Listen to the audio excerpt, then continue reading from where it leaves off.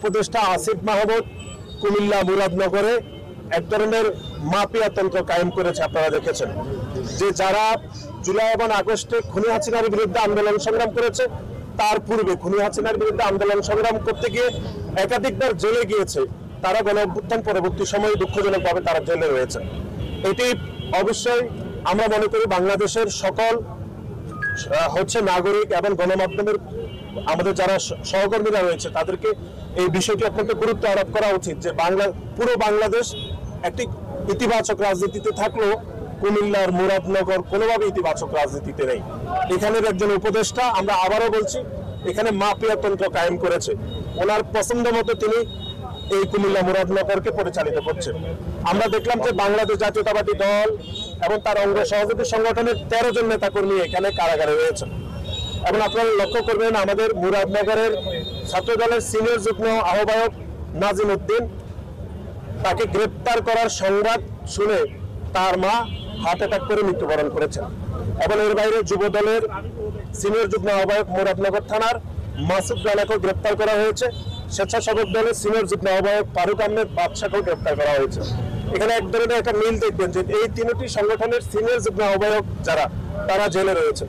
এবং আসিফ মাহমুদ যে গাদ্দারি করছেন, বিশেষ করে খুনি হাসিনা শেখ হাসিনা সময় যেরকম আমরা দেখতাম যে গাদ্দারি, সেরকম তিনি গাদ্দারি করছেন মুরাদনগরের বিভিন্ন মানুষের সাথে।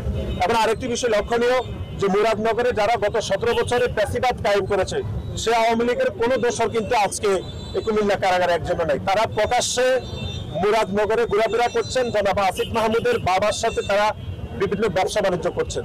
অথচ গত 17.5 বছর ধরে যে রাজনৈতিক কর্মীরা খুনি হাসিনার বিরুদ্ধে আন্দোলন করেছেন, বারবার জেল কেটেছেন, তাদেরকে 5 তারিখের পরে গায়ের জোর দিয়ে তাদেরকে আবারও জেলে প্রেরণ করা হয়েছে। আসিফ মাহমুদ এখন উপদেষ্টাই রয়েছেন। আসিফ মাহমুদ কিভাবে নির্বাচন করবেন? কিন্তু অনেকে বলছেন যে আসিফ মাহমুদ নির্বাচনের অন্তত বলে আসলে, তফসিল ঘোষণা করলে তিনি নাকি তার দল থেকে পদত্যাগ করবেন। এরকম একটা উপদেষ্টা নিয়ে কিভাবে এই সরকারকে আমরা নিরপেক্ষ বলবো? আর আপনি যেহেতু বলছেন যে এখানের ভারপ্রাপ্ত কর্মকর্তার বিরুদ্ধে অভিযোগ হয়েছে, অভিযোগ তো শতভাগ সত্য। কারণ আসিফ মাহমুদ যে মাফিয়া তন্ত্র কায়েম করেছেন, সেই মাফিয়া তন্ত্র থেকে তো থানার ওসি নিশ্চয়ই ওনাকে ভয় পাবেন। এবং ওনার কথা মতো তিনি মামলা করেছেন, যে মামলা 5 তারিখে পরে এফআইআর হয়েছে, সেই মামলাতে আমাদের নেতাকর্মীদেরকে, আমাদের সহযোদ্ধাদেরকে গ্রেপ্তার করা হয়েছে।